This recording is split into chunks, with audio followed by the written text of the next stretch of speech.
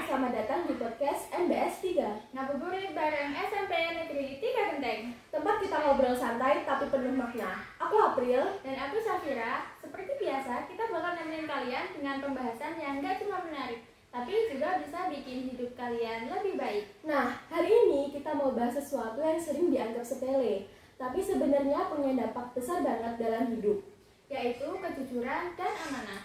Coba deh, siapa di sini yang pernah ada di situasi dimana kalau jujur malah rugi? Atau mungkin kepikiran, zaman sekarang yang penting kita ngomong, jujur mah urusan belakang. Atau pernah nggak sih kamu dapat kepercayaan besar, tapi tiba-tiba ada godaan buat ngelakuin sesuatu yang nggak amanah? Dilema banget kan? Nah, kalau kamu pernah ngalamin hal kayak gitu, berarti kamu ada di tempat yang tepat.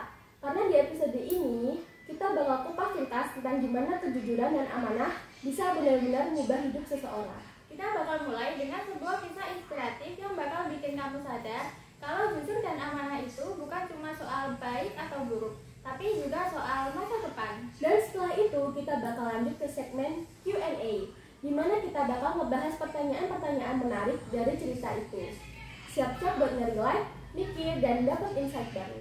Siap? Yuk kita mulai. Selamat mendengarkan. Di sebuah kota kecil ada seorang pemuda bernama Ali. Dia bekerja di sebuah toko kelontong milik Pak Hasan, seorang pedagang yang sudah tua dan mulai sulit mengelola usahanya. Suatu hari, seorang pelanggan datang membeli beberapa barang dan tanpa sengaja memberikan uang lebih.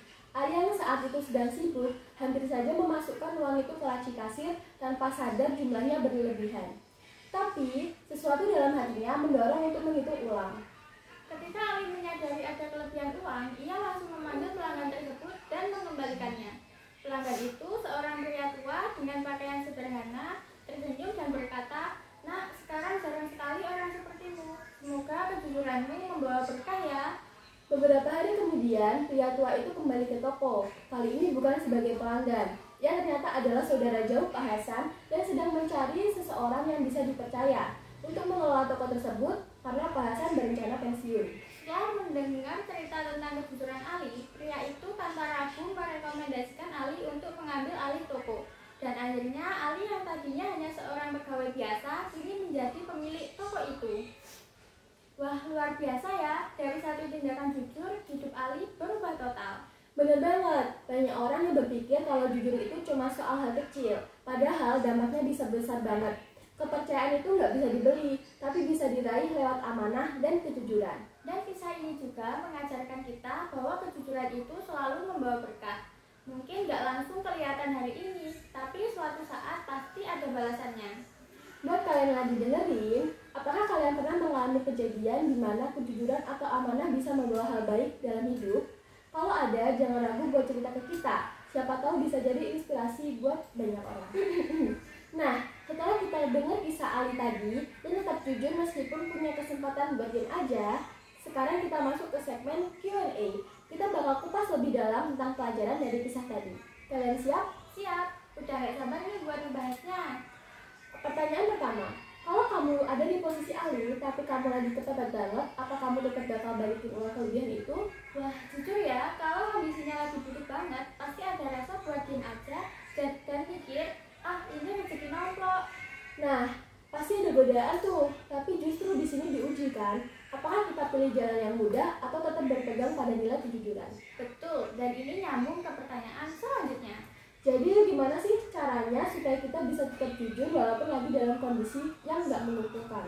Salah satunya, kita harus biasain dari hal-hal kecil. Kayak kalau nemu duit jatuh di jalan, jangan langsung klaim punya kita.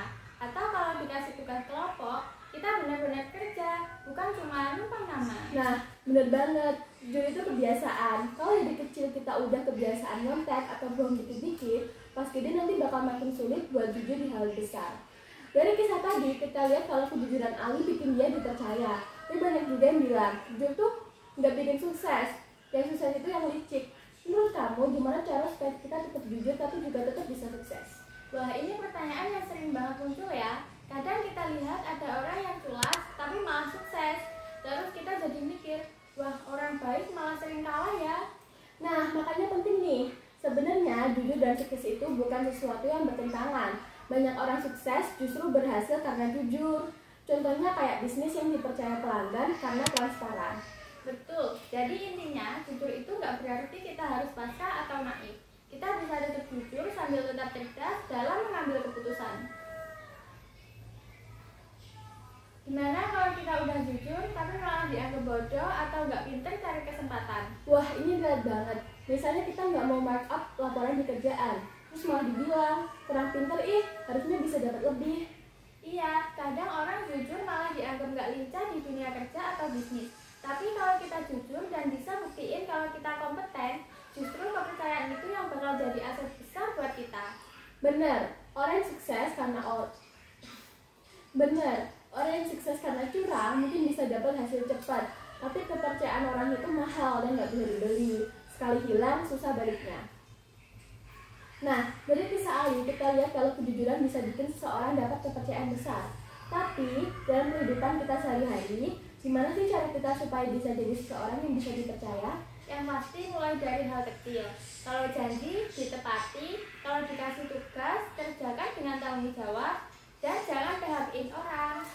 Dan juga jangan pernah kecewain kepercayaan orang. Karena begitu kita sekali kehilangan, susah banget buat dapetin lagi. Seru banget kan diskusi kita kali ini? Kita belajar kalau kejujuran itu mungkin kelihatannya sederhana, tapi dampaknya besar banget. Benar, dan sekarang kita balikin ke pendengar. Kalau kalian ada di posisi Ali, apa yang bakal kalian lakukan? Apa kalian tetap jujur atau tergoda buat diem aja?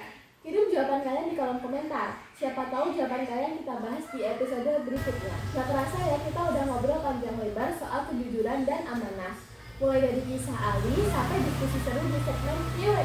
Bener banget. Dan kalau kita tarik kesimpulan, kejujuran dan amanah itu bukan cuma soal kelihatan baik di depan orang, tapi soal membangun kepercayaan dan menjalani hidup dengan berkah.